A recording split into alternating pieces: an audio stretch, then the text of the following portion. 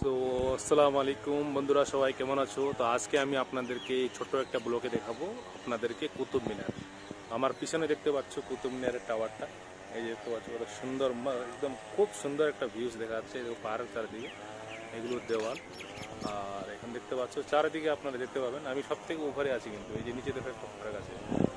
এই যে এগুলো হচ্ছে এদিকে পার্ক, ঠিক আছে? দেখতে পাচ্ছেন কত সুন্দর করছে। আর ভিডিওটা বেশি বেশি করে শেয়ার করবেন, কিন্তু বলে দিচ্ছি।